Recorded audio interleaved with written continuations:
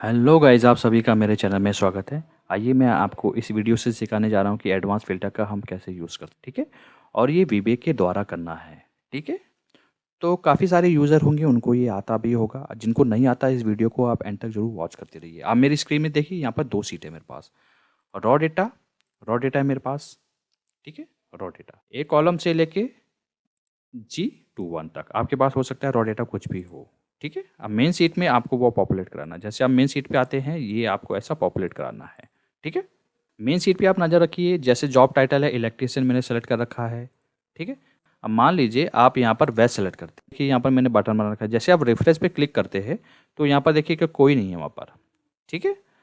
अब मान लीजिए यहाँ पर आप सेलेक्ट करते हैं डॉक्टर, अब डॉक्टर नॉर्थ में है। अब रिफ्रेश पे क्लिक करते हैं तो आप बताएंगे कि ठीक है, नॉर्थ में 2 डॉक्टर है, उनकी डिटेल यहाँ पर आपके सामने डिस्प्ले हो गई। ये आपको विवेक के द्वारा करना है और ये कैसे करना है मैं आपको बताता हूँ, ठीक है? तो आप एंड तक वीडियो को जरूर वॉच करते रहिए, मैं आपको स्टेप टू स्टेप बताते रहूँगा। एक काम करता हूँ, सबसे पहले एक काम करता हूँ, मेन शीट में जो डेटा है मैं उनको डिलीट कर देता, सेलेक्ट करता हूँ, इसको डिलीट कर देता हूँ। डिलीट कर दिया, ये जो डेटा है इसको भी डिलीट कर देता हूँ, ठीक है? आपको ऐसे ही चाहिए था।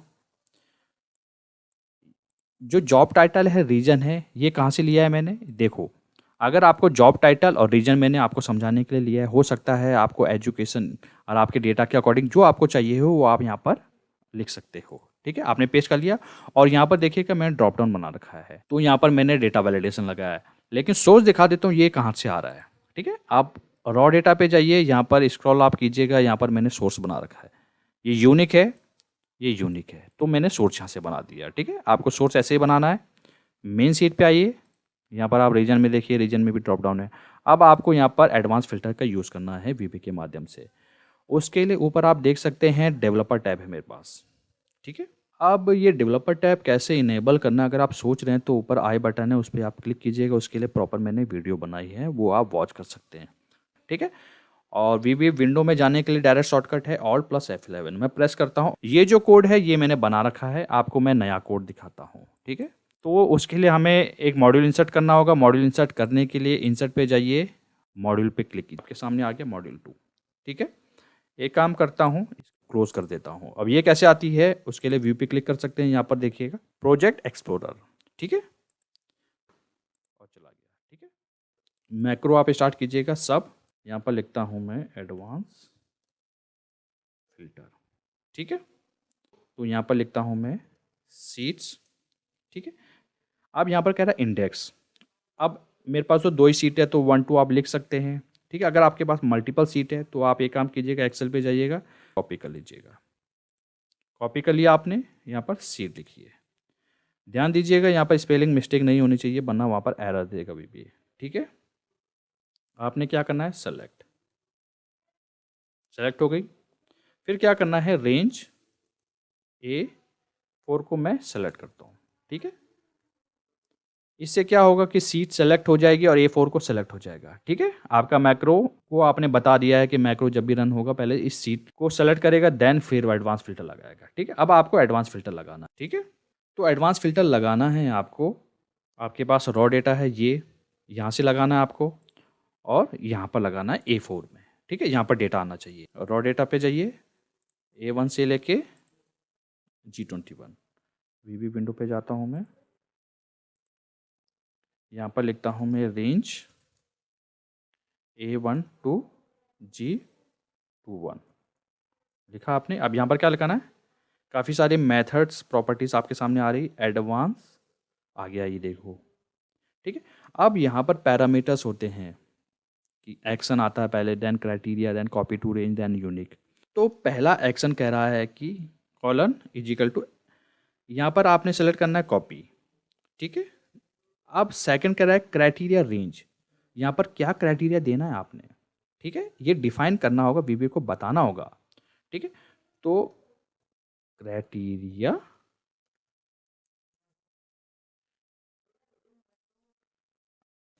रॉ डेटा, यहाँ पर आपने क्राइटेरिया लिखा हुआ है, ठीक है? आई से लेके J2, ठीक है? अब ये कैसे आया, पहले मेक श्योर कीजिएगा जो हेडर्स होते हैं वो एज इट इज़ होने चाहिए। अगर स्पेलिंग मिस्टेक होगी तो वो रीड नहीं करेगा, ठीक है? विजुअल बेसिक में जाते हैं, यहाँ पर लेट सपोज अगर आप रेंज कहाँ था, I1 to J2, अगर आप इतना लिखते हैं तो ये क्या वर्क करेगा, ये आपको बिल्कुल एक एरर थ्रो करेगा। अगर आप सोच रहे हैं कि कैसे एरर थ्रो करें, बिल्कुल सही सोच रहे हैं आप, क्योंकि जब आप मैक्रो असाइन करोगे, बटन आप लगाओगे, मेन शीट पे करोगे, अब आपने यहाँ पर रेंज दिया है तो वीवे को रीड करेगा इस वाली रेंज को, तो वहाँ पर आपको सीट भी बतानी होगी। सीट बताने के लिए कॉपी कर लीजिएगा रॉ डेटा को, वीवी में जाइए और यहाँ पर आपने कुछ नहीं करना है, स्टार्टिंग में ही यहाँ पर लिखिए सीट्स रॉ डेटा। ठीक है, एक काम करते हैं, स्क्रीन को थोड़ा सा और बड़ा कर देता हूँ ताकि आपको दिखना शुरू हो जाए। अब आपको यहाँ तक दिख रहा होगा। अब नेक्स्ट पैरामीटर क्या कह रहा है, कॉपी टू रेंज, कहाँ कॉपी करना है आप। ये कोड काफ़ी बड़ा हो जाएगा, तो एक काम कीजिए, नेक्स्ट लाइन में अगर आपको कोड लिखना है तो उसके लिए कुछ नहीं करना है आपको, space then underscore, enter press कीजिएगा, नेक्स्ट लाइन में आ गया। अब यहाँ पर आपको लिखना होगा कॉपी टू रेंज, ये कहाँ पर आपको पॉपुलेट कराना है, सीट्स। अब सीट का नाम क्या है, मेन सीट। ठीक है, रेंज A4। मेक श्योर कीजिएगा सीट का नेम स्पेलिंग मिस्टेक नहीं होना चाहिए, वरना एरर थ्रो करेगा। ठीक है, अब लास्ट पैरामीटर कह रहा है यूनिक। यूनिक में आते हैं ट्रू और फॉल्स।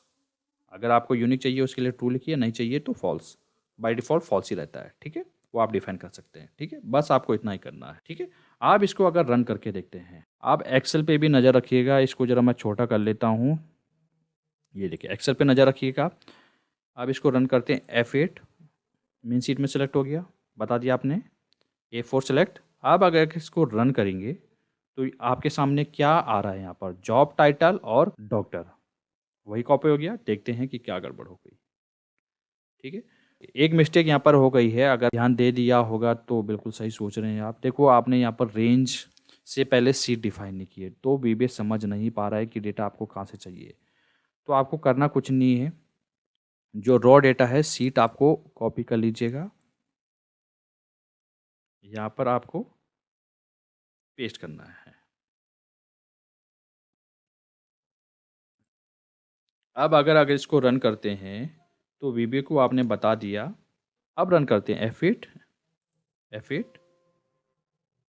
देखिए एक्सेल पे नज़र रखिए, आप आ गया आपके पास। ठीक है, और लेट सपोज अगर आप डॉक्टर की जगह मान लीजिएगा IT सेलेक्ट करते हैं, क्या ये होगा, ये बिल्कुल कोड सही है, तो आप F5 करके रन कर सकते हैं। बिल्कुल नॉर्थ में है। ठीक है, लेकिन यहाँ पर ये डॉक्टर ही आ रहा है, IT में तो कोई है ही नहीं। तो एक काम कीजिएगा, ये जो डेटा है इसको क्लियर कर दीजिएगा।